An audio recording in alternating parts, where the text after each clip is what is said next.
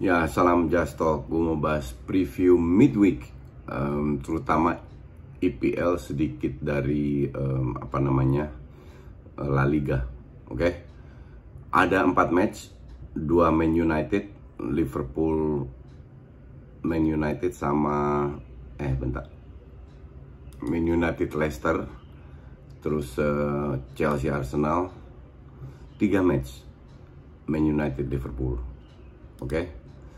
Habis itu udah ke putaran berikutnya. Kita mulai dari Man United Leicester. Semua tahu bahwa Maguire cedera dan nggak tahu berapa berat atau berapa parah cederanya. Tapi kalau dia fit pun nggak terlalu parah, kemungkinan besar dia nggak akan main karena mengambil risiko. Di samping itu MU kan hampir udah pasti rank 2, mending mereka save pemainnya untuk melawan Villarreal biar nggak cedera lagi. Karena kalau Bruno dan Rashford cedera plus Maguire atau Pogba, itu akan jadi berat. Sementara Leicester, kita tahu Leicester is a giant killer. Walaupun 10 match terakhir banyak kalah dan seri, banyak sekali kehilangan poin, tapi Leicester akan berusaha segalanya untuk bisa stay di mereka dari rank 2 turun sekarang rank 4, dan kepentingan lebih banyak di Leicester daripada Man U. Cuman dari sisi permainan tidak jauh-jauh berubah. Man United tetap akan menyerang, kemungkinan besar 4-2-3-1 atau dengan 1 DM, Pogba dan Bruno bermain. Itu yang harus diwaspadai. Kalau gue bilang lawan Leicester, ngapain ambil risiko, mending main 2 DM aja, Fred sama McTominay dengan Bruno, Cavani yang lagi on fire, Pogba kalau perlu dicadangin kalau perlu, karena nggak ada gunanya juga mengambil risiko. Sementara Leicester ya akan ngincar counter attack. Iheanacho lagi on fire, tapi berapa match juga dia cetak gol nggak menang juga.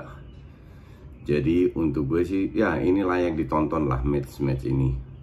Gimana MU apakah bisa melawan Leicester atau tidak. Gue sih tetap unggulkan MU ya, karena Cavani lagi on fire dan Bruno seperti biasa pasti ada 1-2 assist yang bisa cetak gol. Jadi kalau seandainya center back blunder dan nggak ada Maguire, dan itu bisa berpengaruh. Jadi untuk Ole pun bisa menjadi sebuah PR melihat sekuat apa center backnya kalau lawan tim yang melakukan counter. Ini akan menjadi PR buat kedepannya, siapa yang harus perbaiki atau enggak. Karena target MU kalau gue bilang sekarang cuma satu, Ole bisa meraih trofi pertama. Dan peluang itu besar karena di atas kertas MU lebih kuat daripada Villarreal. Arsenal Chelsea pun kalau seandainya kalah, mereka akan lebih mepet poinnya dengan Liverpool kalau Liverpool menang lawan MU dan West Ham. Jadi mereka tetap fight untuk 4 besar, nggak bisa santai-santai. Chelsea akan turunkan skuad terbaik, sementara Arsenal mengistirahatkan pas lawan WBA 6 pemain inti yang kemungkinan besar akan main lawan Chelsea. Leg pertama Arsenal menang. Apakah Arsenal akan menang lagi? Susah dikatakan, karena Arsenal sih lebih enak ketemu tim kayak Chelsea yang menyerang, kayak Chelsea MU. Lebih gampang, dan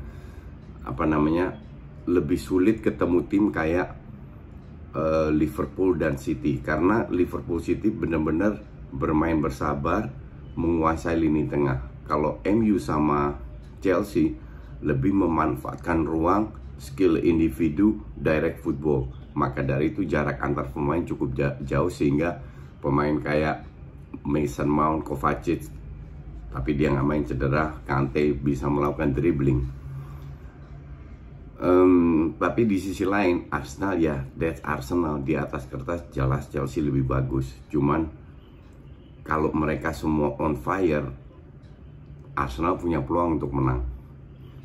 Tapi kalau lagi terutama di belakang, salah passing lah, blunder lah, ini itu dan lain-lain, ya di atas kertas Chelsea harus menang, dan Chelsea akan melakukan segalanya untuk menang.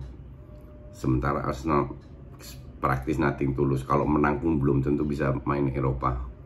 Tapi semoga Arsenal memberikan perlawanan, at least fight lah, bahwa mereka harus sadar bahwa main di European League itu masih ada peluang, cuman selisih berapa poin. Jadi match ini pun harus menang. Ya semoga jadi seru, biar endingnya sampai match terakhir itu nggak bisa diprediksi. Dalam 3 hari MU ketemu Liverpool. Liverpool sama ceritanya, ada peluang di atas kertas, harus menang, ketemu musuh bebuyutan. Apakah MU mau melepas match ini atau MU fokus ke Villarreal? Karena habis ini masih ada match juga di midweek, kalau nggak salah di weekend. Bentar gue cek dulu apakah MU bermain. Liverpool ya, oh MU midweek udah nggak ada lagi ya. Jadi itu dalam waktu yang sangat dekat ketemu Liverpool. Ya ini untuk gue juga seperti MU Leicester, mungkin ini bahkan lebih seru ya, karena masalah gengsi, dan di luar gengsi Liverpool harus menang. Liverpool berapa match terakhir menang, strikernya pelan-pelan sudah mulai cetak gol, walaupun kemenangan juga nggak terlalu bagus mainnya. Kayak lawan siapa itu terakhir, Southampton kalau nggak salah, itu nyerang terus Southampton. Sementara MU ya dari sisi rivalitas mereka pasti turunkan tim terbaiknya. That's typical Ole ya, terlalu berani ambil risiko dengan 11 pemain inti. Gue udah bilang salah satu keberuntungan MU bukan dari sistem, karena nyaris nggak ada yang cedera. Jadi dia Ole selalu bisa bermain dengan tim intinya 12-13 pemain.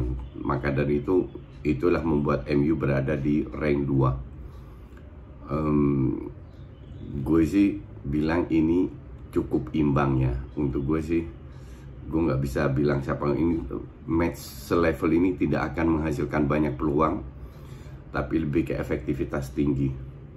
Dan ya efektivitas itu perlu, karena salah satu kekurangan Liverpool musim ini kan Alisson itu belek banget mainnya. Tapi kita lihat sehebat apa. Semoga untuk penonton netral kayak gue itu menjadi seru. Terus di La Liga ada match yang nggak kalah serunya, yaitu ntar gue cek dulu, Barcelona ketemu Levante. Ketemu Levante sih harusnya harusnya bisa menang ya, harusnya, karena Levante bukan tim let me check ranking berapa sekarang, ranking 14 dan praktis cukup aman, selisih 9 poin dari rank 18. Jadi harusnya aman, tapi ya you never know, karena kalau kita lihat head to head, Levante menang loh tahun 2019 di home. Barcelona kalah, Barcelona menang, tapi 2019 dua kali 2019 2 kali kalah. Terakhir Barca menang itu 2018 0-5, tapi 2 kali setelah itu 2 kali kalah di Levante 2-1, 3-1. Nah, Barca peluangnya masih ada, tapi kecil kalau gue bilang. Lebih besar ATM dan Real Madrid. Walaupun Real Madrid masih ketemu besar ya. Jadi Barca sekarang harus menunjukkan, setelah mereka seri, mereka harus menunjukkan bahwa mereka bisa ngelawan Levante. Harus menang. Kalau seri lagi udah pasti ke laut 1000%, mungkin 1.000.000%, mungkin 1000%. Sementara ATM ketemu Sociedad nggak gampang juga. Sociedad bermain di kandang. Kalau kita lihat head to headnya, home Atletico menang 2-0. Tapi tahun lalu home di Atletico 1-1 skor. Jadi bukan hal yang gampang. Memang lebih sering Atletico menang sih di kandang. Cuman ya ini tim nothing to lose, Sociedad. Dan kalau lo tahu, bukan nothing to lose, mereka masih bisa, bahkan bisa menggeser Villarreal. Masih sisa 3 match 9 poin. Selisih rank 4 sama Sociedad itu 5 poin. Jadi mereka pasti fight juga untuk bisa masuk ke Champions League. Ya, ini akan jadi match yang seru. Yang pasti Sociedad bertahan, Atletico menyerang. Kita lihat seefektif apa. Sementara Real Madrid ketemu Granada. Granada home yang sudah mengalahkan Barcelona secara mengejutkan. Kalau Real Madrid seri lagi, gue rasa berat. Tapi jangan kaget, ini kan masih 3 match. Kalau 3-3-nya itu mereka seri-seri atau kalah atau apa, karena gue ngelihat ketiga tim ini udah habis secara psikis ya, udah habis down. Sekarang mereka harus push, tinggal sisa 3 match. Apakah mereka bisa termotivasi lagi untuk menang? Ya, we'll see. Jadi kedua ini IPL sama Serie A ini seru untuk bahkan IPL, La Liga, bahkan Serie A pun juga seru untuk melihat siapa yang masuk Champions League 4 besar, bukan siapa yang juara. Oke, thanks for watching.